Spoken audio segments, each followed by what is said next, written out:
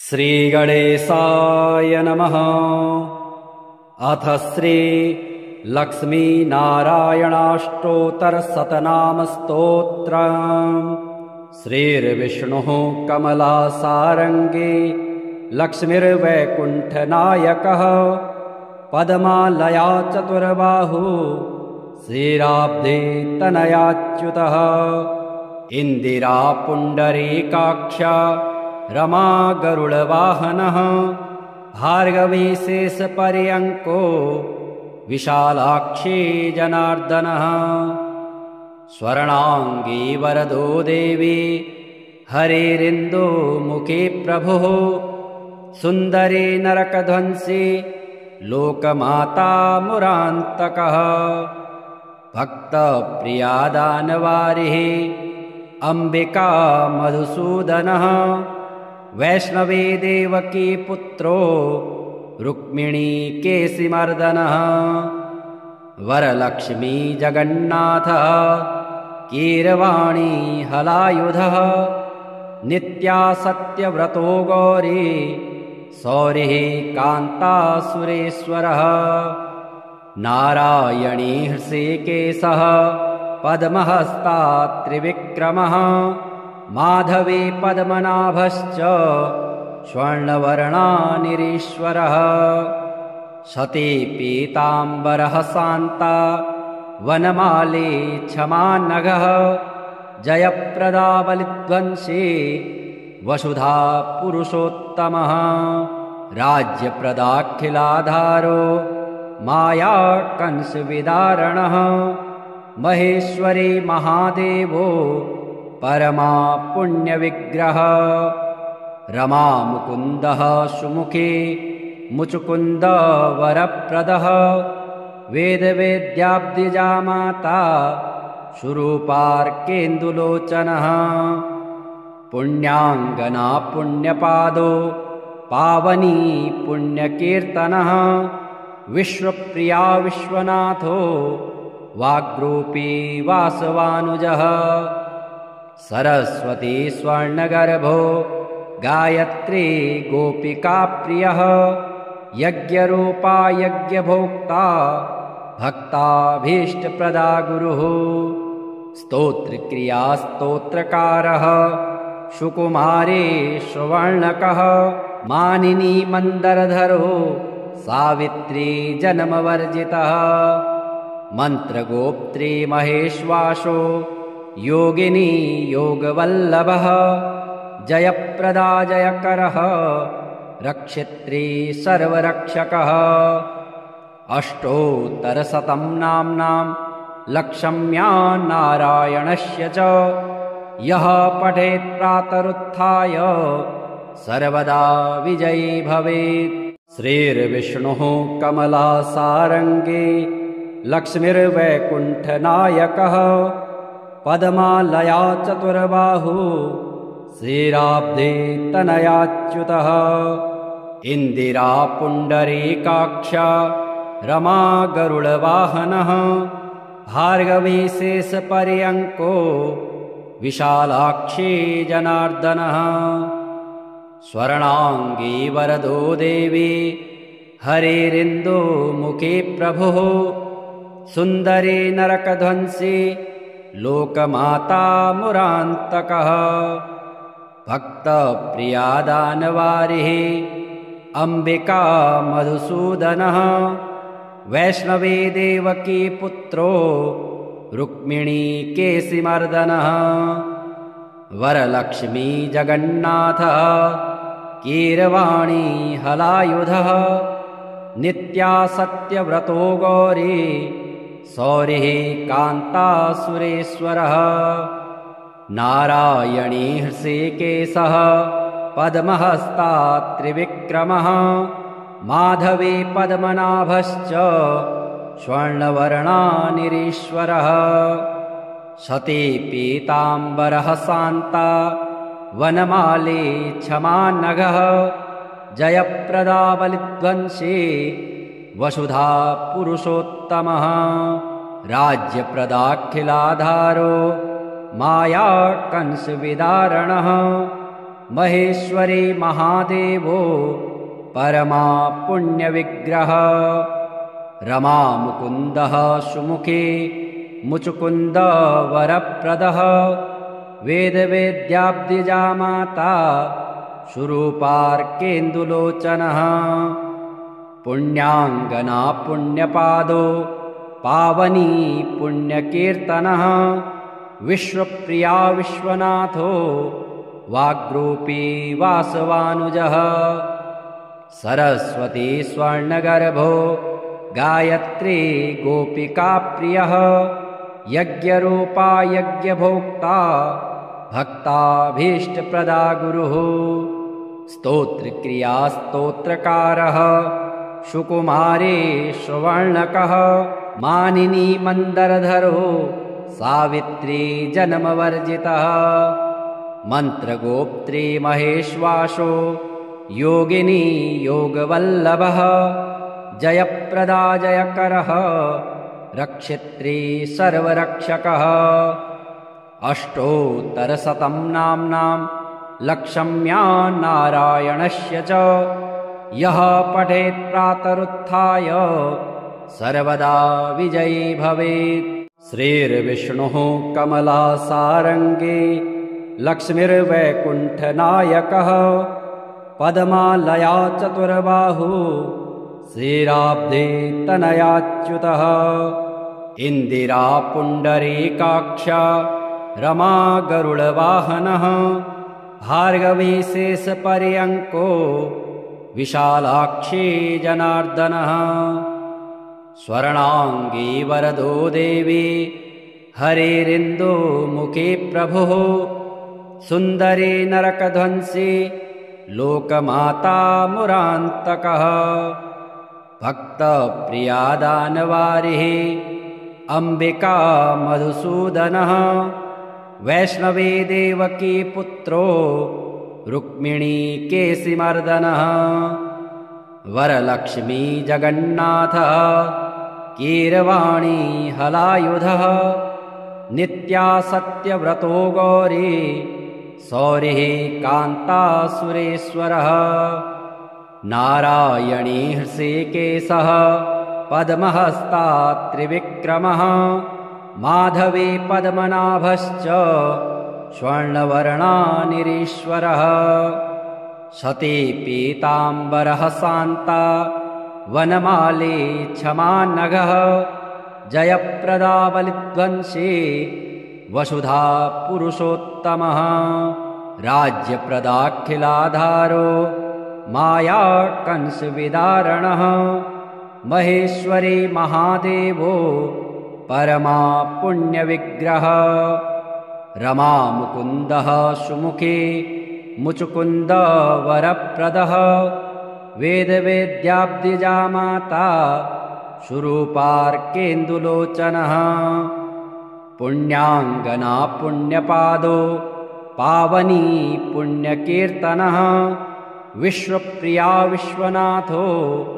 वाग्रूपी वासवानुजः सरस्वती स्वर्णगर्भो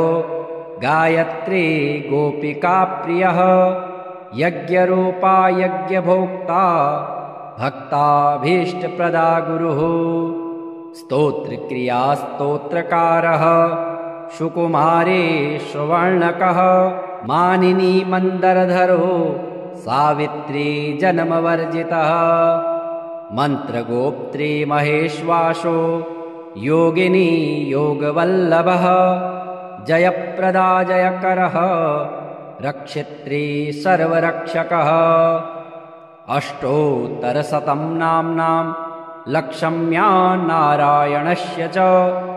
यः पठेत् प्रातरुत्थाय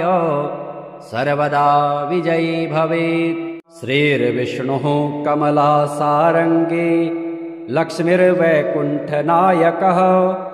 पद्मालया चतुर्बाहु श्रीराब्धे तनयाच्युतः इन्दिरा पुण्डरीकाक्षा रमा गरुडवाहनः भार्गवी शेषपर्यङ्को विशालाक्षी जनार्दनः स्वर्णाङ्गी वरदो देवी हरेरिन्दुमुखे प्रभुः सुन्दरे नरकध्वंसी लोकमाता मुरान्तकः भक्तप्रिया दानवारिः अम्बिका मधुसूदनः वैष्णवी देवकी पुत्रो रुक्मिणी केशिमर्दनः वरलक्ष्मी जगन्नाथः कीरवाणी हलायुधः नित्या सत्यव्रतो गौरी सौरिः कान्तासुरेश्वरः नारायणी हृषीकेशः पद्महस्ता त्रिविक्रमः माधवी पद्मनाभश्च स्वर्णवर्णानिरीश्वरः सती पीताम्बरः शान्ता वनमाली क्षमानघः जयप्रदा बलिध्वंसी वसुधा पुरुषोत्तमः राज्यप्रदाखिलाधारो माया कंसविदारणः महेश्वरी महादेवो परमा पुण्यविग्रह रमा मुकुन्दः सुमुखी मुचुकुन्द वरप्रदः वेदवेद्याब्दिजा माता सुरूपार्केन्दुलोचनः पुण्याङ्गना पुण्यपादो पावनी पुण्यकीर्तनः विश्वप्रिया विश्वनाथो वाग्रूपी वासवानुजः सरस्वती स्वर्णगर्भो गायत्री गोपिकाप्रियः यज्ञरूपा यज्ञभोक्ता भक्ताभीष्टप्रदा गुरुः स्तोत्रक्रिया स्तोत्रकारः सुकुमारी सुवर्णकः मानिनी मन्दरधरो सावित्री जन्मवर्जितः मन्त्रगोप्त्री महेश्वासो योगिनी योगवल्लभः जयप्रदा जयकरः रक्षित्री सर्वरक्षकः अष्टोत्तरशतं नाम्नां लक्ष्म्या नारायणस्य च यः पठेत् प्रातरुत्थाय सर्वदा विजयी भवेत् श्रीर्विष्णुः कमलासारङ्गी लक्ष्मीर्वैकुण्ठनायकः पद्मालया चतुर्बाहु श्रीराब्धे तनयाच्युतः इन्दिरा पुण्डरीकाक्षा रमा गरुडवाहनः भार्गवी शेषपर्यङ्को विशालाक्षी जनार्दनः स्वर्णाङ्गी वरदो देवी हरेरिन्दुमुखे प्रभुः सुन्दरी नरकध्वंसी लोकमाता मुरान्तकः भक्तप्रिया दानवारिः अम्बिका मधुसूदनः वैष्णवी देवकी पुत्रो रुक्मिणी केशिमर्दनः वरलक्ष्मी जगन्नाथः कीरवाणी हलायुधः नित्या सत्यव्रतो गौरी सौरिः कान्तासुरेश्वरः नारायणी हृषीकेशः पद्महस्ता त्रिविक्रमः माधवी पद्मनाभश्च स्वर्णवर्णानिरीश्वरः सती पीताम्बरः शान्ता वनमाली क्षमानघः जयप्रदा बलिध्वंसी वसुधा पुरुषोत्तमः राज्यप्रदाखिलाधारो माया कंसविदारणः महेश्वरी महादेवो परमा पुण्यविग्रह रमा मुकुन्दः सुमुखी मुचुकुन्द वरप्रदः वेदवेद्याब्दिजा माता सुरूपार्केन्दुलोचनः पुण्याङ्गना पुण्यपादो पावनी पुण्यकीर्तनः विश्वप्रिया विश्वनाथो वाग्रूपी वासवानुजः सरस्वती स्वर्णगर्भो गायत्री गोपिकाप्रियः यज्ञरूपा यज्ञभोक्ता भक्ताभीष्टप्रदा गुरुः स्तोत्रक्रियास्तोत्रकारः सुकुमारे सुवर्णकः मानिनी मन्दरधरो सावित्री जन्मवर्जितः मन्त्रगोप्त्री महेश्वासो योगिनी योगवल्लभः जयप्रदा जयकरः रक्षित्री सर्वरक्षकः अष्टोत्तरशतं नाम्नां लक्ष्म्या नारायणस्य च यः पठेत् प्रातरुत्थाय सर्वदा विजयी भवेत्। श्रीर्विष्णुः कमलासारङ्गे लक्ष्मीर्वैकुण्ठनायकः पद्मालया चतुर्बाहु श्रीराब्धे तनयाच्युतः इन्दिरा पुण्डरीकाक्ष रमा गरुडवाहनः भार्गवी शेषपर्यङ्को विशालाक्षी जनार्दनः स्वर्णाङ्गी वरदो देवी हरेरिन्दुमुखी प्रभुः सुन्दरी नरकध्वंसी लोकमाता मुरान्तकः भक्तप्रिया दानवारिः अम्बिका मधुसूदनः वैष्णवी देवकी पुत्रो रुक्मिणी केशिमर्दनः वरलक्ष्मी जगन्नाथः कीरवाणी हलायुधः नित्या सत्यव्रतो गौरी सौरिः कान्तासुरेश्वरः नारायणी हृषीकेशः पद्महस्ता त्रिविक्रमः माधवी पद्मनाभश्च स्वर्णवर्णानिरीश्वरः सती पीताम्बरः शान्ता वनमाली क्षमानघः जयप्रदा बलिध्वंसी वसुधा पुरुषोत्तमः राज्यप्रदाखिलाधारो माया कंसविदारणः महेश्वरी महादेवो परमा पुण्यविग्रह रमा मुकुन्दः सुमुखी मुचुकुन्द वरप्रदः वेदवेद्याब्दिजा माता सुरूपार्केन्दुलोचनः पुण्याङ्गना पुण्यपादो पावनी पुण्यकीर्तनः विश्वप्रिया विश्वनाथो वाग्रूपी वासवानुजः सरस्वती स्वर्णगर्भो गायत्री गोपिकाप्रियः यज्ञरूपा यज्ञभोक्ता भक्ताभीष्टप्रदा गुरुः स्तोत्रक्रियास्तोत्रकारः सुकुमारे सुवर्णकः मानिनी मन्दरधरो सावित्री जन्मवर्जितः मन्त्रगोप्त्री महेश्वासो योगिनी योगवल्लभः जयप्रदा जयकरः रक्षित्री सर्वरक्षकः अष्टोत्तरशतं नाम्नां लक्ष्म्या नारायणस्य च यः पठेत् प्रातरुत्थाय सर्वदा विजयी भवेत्। श्रीर्विष्णुः कमलासारङ्गे लक्ष्मीर्वैकुण्ठनायकः पद्मालया चतुर्बाहु श्रीराब्धे तनयाच्युतः इन्दिरा पुण्डरीकाक्ष रमा गरुडवाहनः भार्गवी शेषपर्यङ्को विशालाक्षी जनार्दनः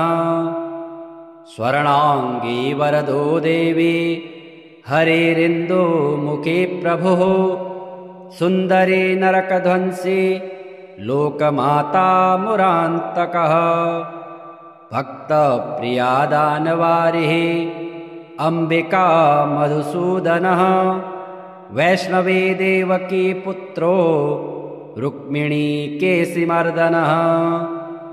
वरलक्ष्मी जगन्नाथः कीरवाणी हलायुधः नित्या सत्यव्रतो गौरी सौरिः कान्तासुरेश्वरः नारायणी हृषीकेशः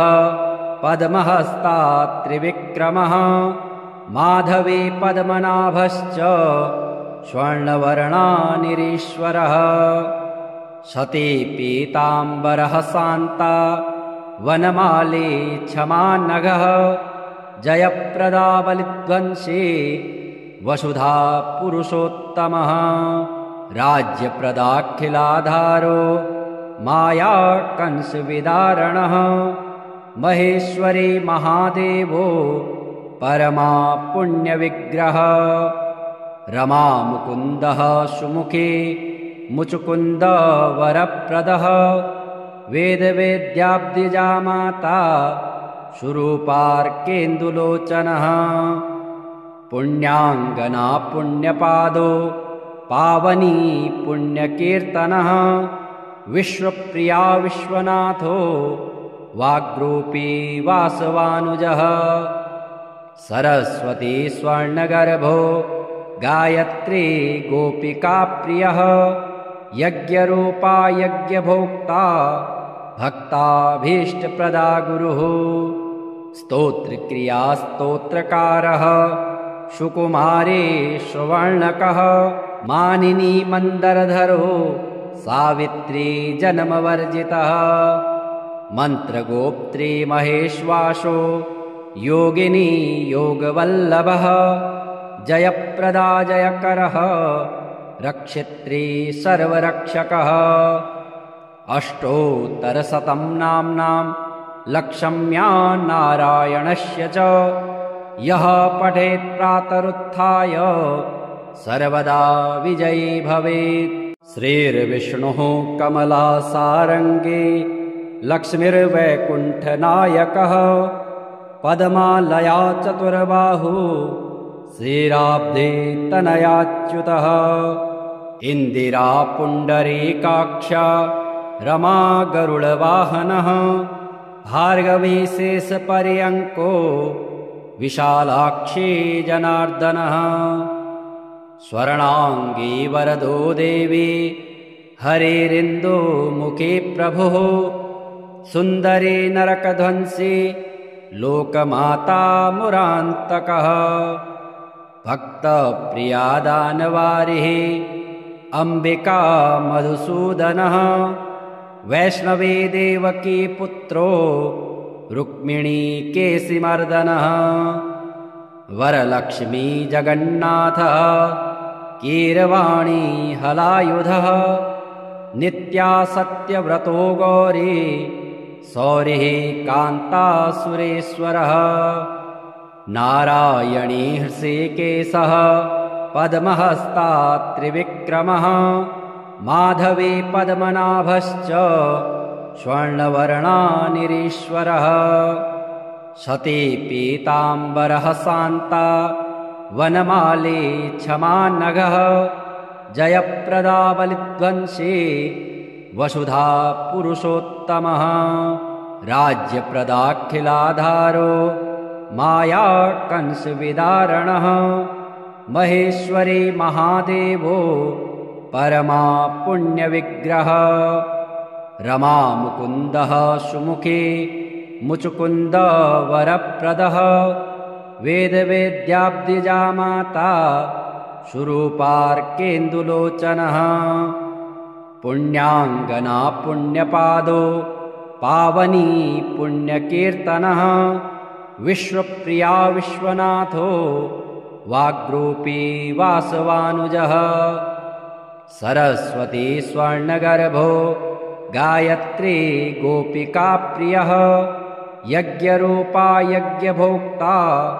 भक्ताभीष्टप्रदा गुरुः स्तोत्रक्रिया स्तोत्रकारः सुकुमारी सुवर्णकः मानिनी मन्दरधरो सावित्री जन्मवर्जितः मन्त्रगोप्त्री महेश्वासो योगिनी योगवल्लभः जयप्रदा जयकरः रक्षित्री सर्वरक्षकः अष्टोत्तरशतं नाम्नां लक्षम्या नारायणस्य च यः पठेत् प्रातरुत्थाय सर्वदा विजयी भवेत्।